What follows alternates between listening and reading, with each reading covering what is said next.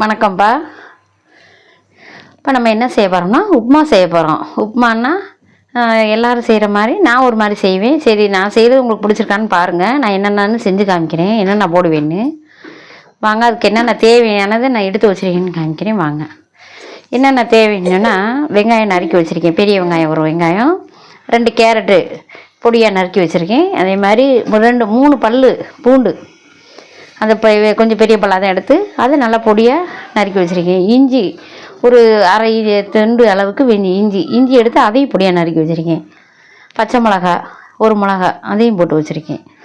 கருவேப்பிலை 2 கொத்து. இப்போ இது வந்து எத்தனை பேர் இருக்கணும்னா 2 பேர் அளவுக்கு தான் தேவையானது. அதனால தான் அளவெல்லாம் கம்மியாகவே வச்சுருக்கேன். பாருங்கள், இப்போ நம்ம அடுப்பு பற்ற வைப்போம். வாங்க, எப்படி செய்கிறதுன்னு செய்முறை செஞ்சு காமிக்கிறேன். இப்போ கொஞ்சம் நல்லெண்ணெய் விட்டுக்கிறோம். ஒரு ஸ்பூன் அளவுக்கு தான் போட்டிருக்கேன்.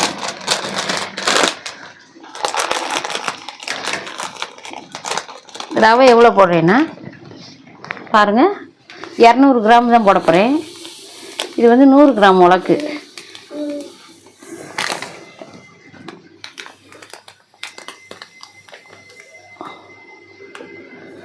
கிராம் இது 2 பேர் கரெக்டாக இருக்கும்.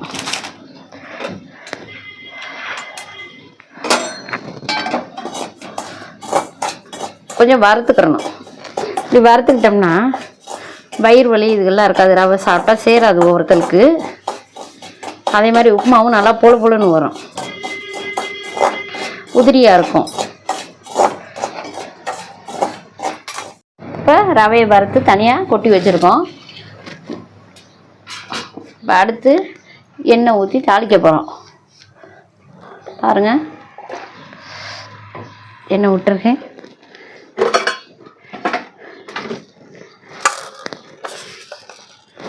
கடுகு பருப்பு கொஞ்சம் போட்டுக்கிறோம்.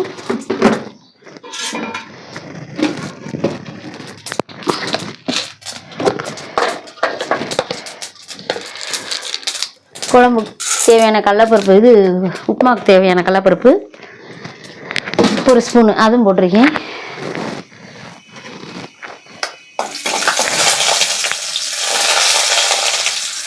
பாருங்க, போட்டிருக்கோம்மா. அடுத்து வந்து கருவேப்பிலையை போட போகிறோம். அடுத்து வெங்காயம் போடுறோம்.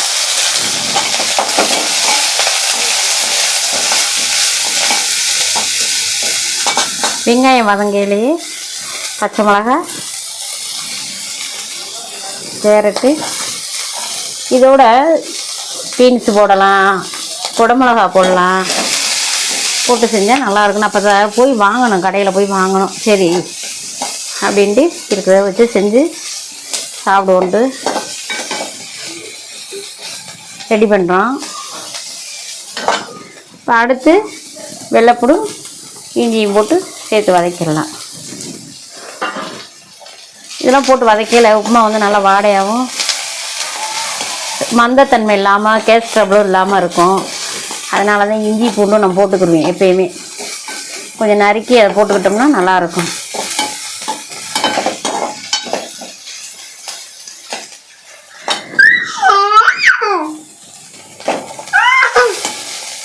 அதே மாதிரி பாருங்க, நான் எப்பயும் எண்ணெய் அதிகம் சேர்க்க மாட்டேங்களா. அதுலேயுமே என்னன்னா உடம்புக்கு கெடுதின்றது ஒரு இது தேவை. ஆனால் எண்ணெய் தேவைப்படும், எண்ணெய் ஊற்றி தான் வதக்க முடியும்.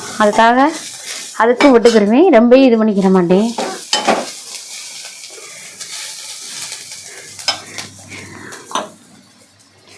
இப்போ தண்ணி ஊற்ற போகிறோம். அளவு தண்ணி அளந்து ஊற்ற போகிறோம்.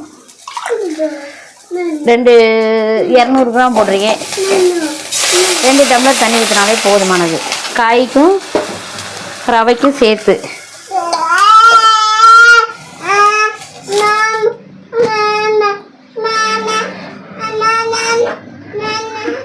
இது ஒன்றும் இல்லை, எங்கள் குட்டி பிள்ளை பேரன் இருக்காரு. என் பேரனே கூட பேசுவார். இப்போ பாருங்கள், நல்லா கொதி வந்துருச்சு, காயும் வெந்துருச்சு.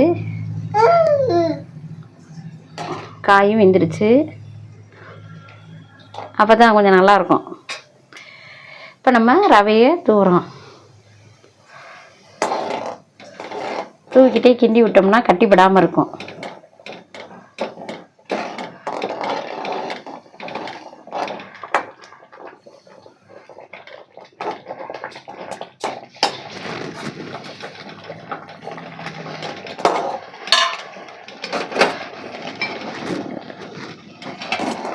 தூக்கிட்டே கிண்டிட்டோம்.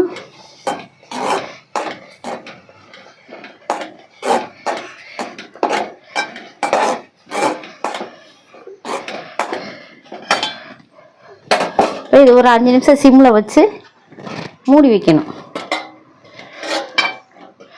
மூடி வச்சு வேக வைக்கணும்.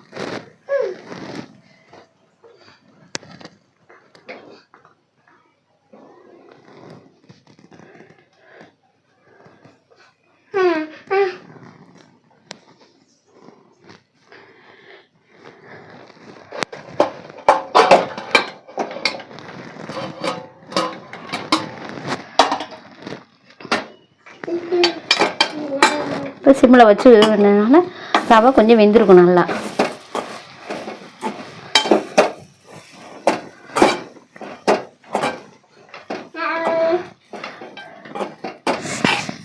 தண்ணி கரெக்டாக இருக்க அளவு நம்மளுக்கு நீ கெட்டி இல்லாமல் பக்குவமாக வரும். ஹோட்டல் ஸ்டைலில் இருக்கும். சாப்பிட்டு பாருங்கள். இப்போ இறக்கையில் கொஞ்சம் பாருங்கள், ஒரு ஸ்பூன் நெய்யும் விட்டு இப்படியே கிண்ணோம்னா நம்மளுக்கு நல்லா பொழு பொழுன்னு கிடைக்கும்.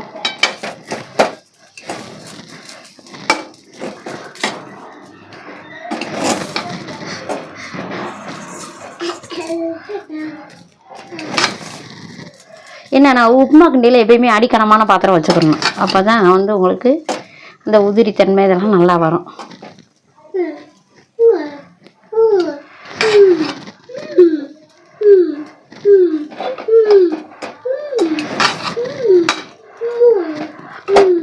இப்போ நம்மளுக்கு இது ரெடி ஆயிடுச்சு.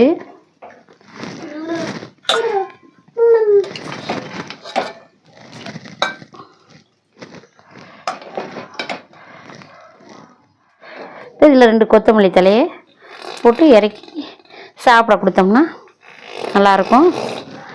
இந்தாங்கப்பா, மாமாவுக்கு சாப்பிட கொடுங்க. கொண்டி நீங்களும் சாப்பிடுங்க. எடுத்து வச்சு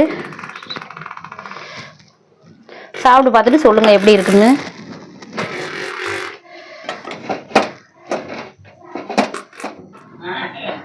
அத்தை, இப்போ இந்த உப்புமா கிண்டிட்டீங்க, இந்த உப்புமாவுக்கு தொட்டுக்கிறதுக்கு என்ன வச்சுக்கலாம்? சைடிஷு கேட்குறப்பா, நான் என்ன பண்ணுவாங்கன்னா ஜீனி வச்சு சாப்பிட்றவங்களும் சாப்பிடுவாங்க. நாங்கள் என்ன பண்ணுவோம்னா இட்லி பொடி வச்சு அந்த இட்லி பொடியில் ஒரு ஸ்பூன் நெய் விட்டாலும் விட்டுக்கலாம், இல்லை எண்ணெய் நல்லெண்ணெய் விட்டாலும் விட்டு அது சாப்பிடுவோம். அது இல்லையா பச்சை சட்னின்னு சொல்லி தக்காளி சட்னி போடுவோம். அந்த தக்காளி சட்னியை போட்டு வதக்கி விட்டு இது பண்ணி வச்சு சாப்பிட்டாலும் அது நல்லா டேஸ்ட்டாக இருக்கும். ஜீனி வச்சு சாப்பிட்றவங்க சாப்பிட்டுக்குருவாங்க. இப்போ இந்த இதுவும் வச்சு சாப்பிடலாம், தக்காளி சட்னியும் வச்சு சாப்பிடலாம். எதுக்கு வச்சு சாப்பிட்டாலும் சூப்பராக இருக்கும். செஞ்சு சாப்பிட்டு பாருங்கள். சாப்பிட்டு பார்த்துட்டு சொல்லுங்கள்.